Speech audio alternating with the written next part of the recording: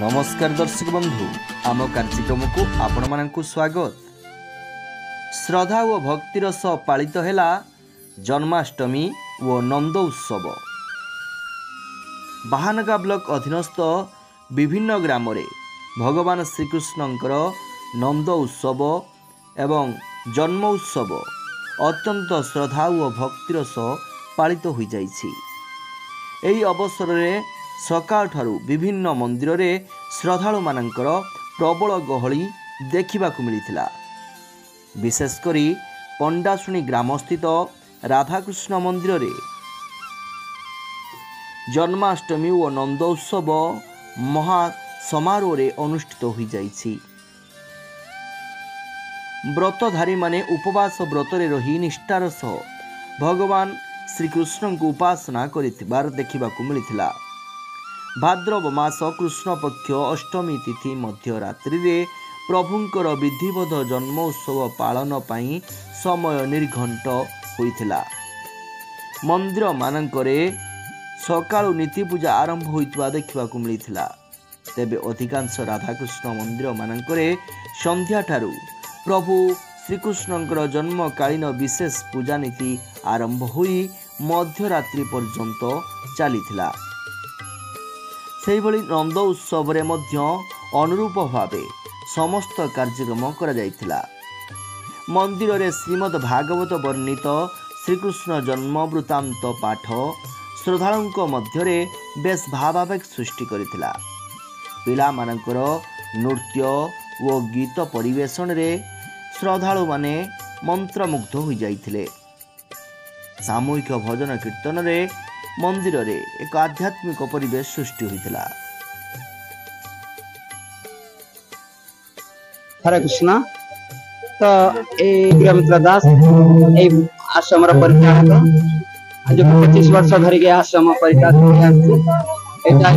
भाव में बहुत भर गति करी यार विशेष करके उत्तरोत्तर उन्नति गाँ लोकंर किसी सहयोग रही सहानुभूति रही कि बहु कष्ट भितर सनातन धर्म को प्रचार करने बहुत निर्यातना सहवा पड़ुछि।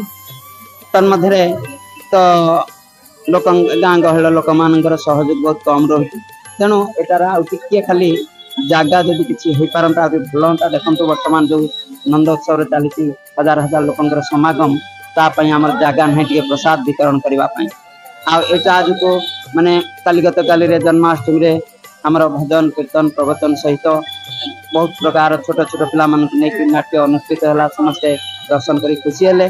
आज से प्रकार प्रभुपाद जन्मतिथि माने पालित है। तब सहित नंदोत्सव भगवान कृष्णंकर लीला कथा कीर्तन सहित महाप्रसाद वितरण पूरा जोटा कि आपंकर एक प्रकार 3000 लोकंर व्यवस्था कराई। तेणु यही प्रकार चली जदि आउ कि सहयोग मिलता खाली गोटे मैंने पॉइंट जगह जदि सहयोग हो पारता तेज आ कुछ उन्नति कार्यक्रम मन लोक को सचेतन करने हरेक नाम महामंत्र शिखा हो भागवत कथा माने करा समस्ते आसुचंती आ निजर परिवर्तन भगवान कथा श्रवण कर मंथली प्रोग्राम भी होचे। हजार हजार लोक भी प्रसाद पाउछन प्रत्येक रविवार में जो मंथली प्रोग्राम रे यही प्रकार सब चली जोड़ा कि पूर्णचंद्र साहू आम घर गोपालपुर पाइगस्ता ग्राम आज को 25 धरिक अनुष्ठान कार्यक्रम होती प्राय 2500 ରୁ 3000 लोक समागम होती।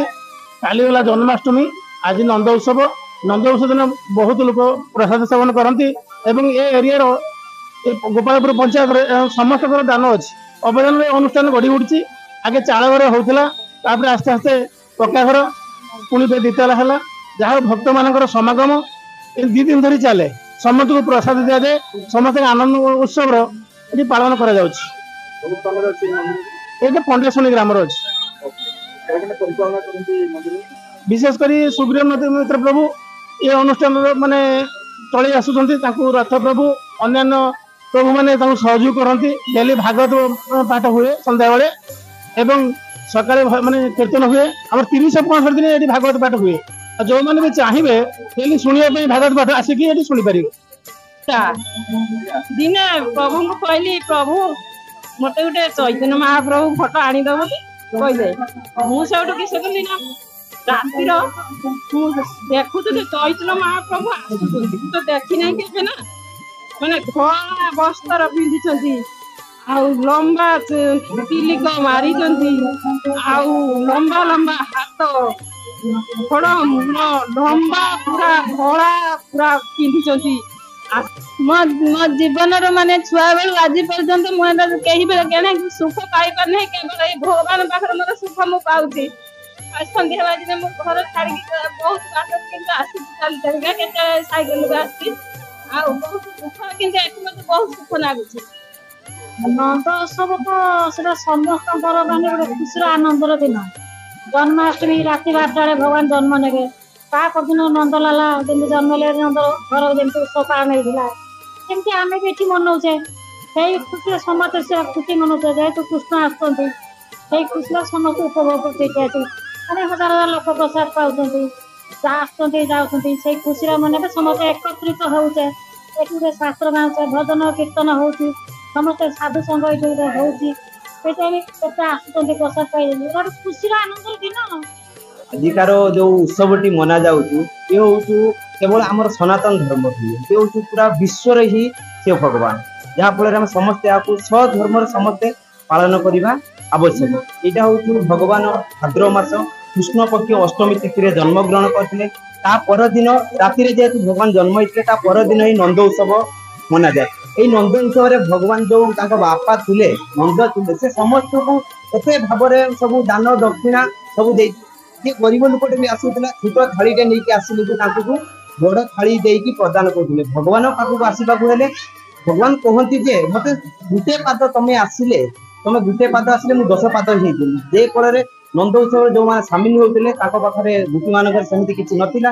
ଯେଉଁମାନେ ଛୋଟ ଜିନିଷରେ ଉପହାର ଆଣିକି ଦଉଥିଲେ ନନ୍ଦ ବାବାଙ୍କୁ, କାହ୍ନାଙ୍କୁ ଆଣିକି ଦଉଥିଲେ, ସେ ଛୋଟ ଜାଗାକୁ ନେଇକି ବଡ ଜିନିଷଟା ଦେଇକି ଗ୍ରହଣ କରୁଥିଲେ। ଲୋକ କହିବାର ଅର୍ଥ ହଉଛି ଭଗବାନ ଯିଏ ଥିଲେ, ସେ ମତେ ତମେ ଗୋଟିଏ ପାଦ ଆସିଲେ ମୁଁ 10 ପାଦ ଦେବି। ସେଇ ଭାବନାଟାକୁ ନନ୍ଦ ବାବା ରଖିକି ଛୋଟ ଜିନିଷଟାକୁ ନିଜେ ଗ୍ରହଣ କରିକି ଦେଇକି ବଡ ଥାଳି ତମେ ନିଅ। ଆଜି ମୋ ପୁଅ କେବଳ ନୁହେଁ, ସେ ହଉଛି ପୁରା ଜଗତର ନାଥ, ଜଗନ୍ନାଥ ଯାବି ତାଙ୍କରି ଉତ୍ସବରେ ସିଏ ହିଁ ସମସ୍ତେ ଖୁସିରେ ମନରେ ସମସ୍ତେ ଭାବରେ ଏଇଟାକୁ ମନ ପ୍ରାଣ ଦେଇକି ଚେଷ୍ଟା କଲେ ସବୁ କିଛି ହୁଏ।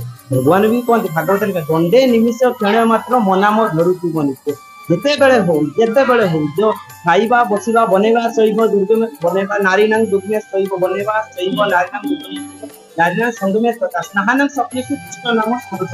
ଭଗବାନ କହିଛନ୍ତି ଯେତେବେଳେ ହଉ, ଯାହା ପରିସ୍ଥିତିରେ ହଉ, ଯେକୌଣସି ପରିସ୍ଥିତି ହଉ, ଭଗବାନ ନାଁଟା ହିଁ ସ୍ମରଣ ହିଁ ଆବଶ୍ୟକ ହିଁ ହୋଇଥାଏ। ଲୋକ ସଂସାରରେ ରହିକି ବି ତଥାପି କହୁଛନ୍ତି ଆମକୁ ଟାଇମ ନେଇ, 24 ଘଣ୍ଟାରେ ଯଦି ଟାଇମ ନେଇ ଭଗବାନ କେତେବେଳେ ମଣିଷକୁ ଯଦି ଆମେ 24 ଘଣ୍ଟାରେ ଯଦି ଟାଇମ ଦେଇପାରୁନେ, 48 ଘଣ୍ଟାରେ ଯେ ମଣିଷ କହୁଛି 24 ଘଣ୍ଟାରେ ଟାଇମ ନାହିଁ, 48 ଘଣ୍ଟା କି ପୁରା ଜୀବନଟା ଦେଲେ ବି ତା ପାଖରେ ଟାଇମ ହିଁ ମିଳିବନି। ସଂସାରରେ ପିଲା ଛୋଟ ପାଖରୁ ବୁଢା ପର୍ଯ୍ୟନ୍ତ ତାକୁ ହିଁ ଟାଇମ ହିଁ ମିଳିବନି ଯଦି ଭଗବାନ ସମୟ ନ ଦବ ହେଲା। ଭଗବାନ ହିଁ ସବୁ କିଛି କରେ, ମୂଳ ପ୍ରକୃତି ଆଧାର ସବୁ, ଯାହା ଅଛି ପିଣ୍ଡେ ତାହା ଅଛି ବ୍ରହ୍ମାଣ୍ଡେ। ଯଦି ପିଣ୍ଡ ଭିତରେ ଆମେ ବାହାରେ ବାହ୍ୟ ଆଡମ୍ବର କିଛି ଆବଶ୍ୟକ ନାହିଁ, ଯାହା ଅଛି ପିଣ୍ଡେ ତାହା ଅଛି ବ୍ରହ୍ମାଣ୍ଡ। ଯଦି ପିଣ୍ଡ ଅନୁସାରେ ଆମେ ଯଦି ଖୋଜିବା ନା, ବ୍ରହ୍ମାଣ୍ଡରେ ତାହା ହିଁ ମିଳିବ। ଏଇଟା ହିଁ ସବୁଠୁ ବଡ କଥା।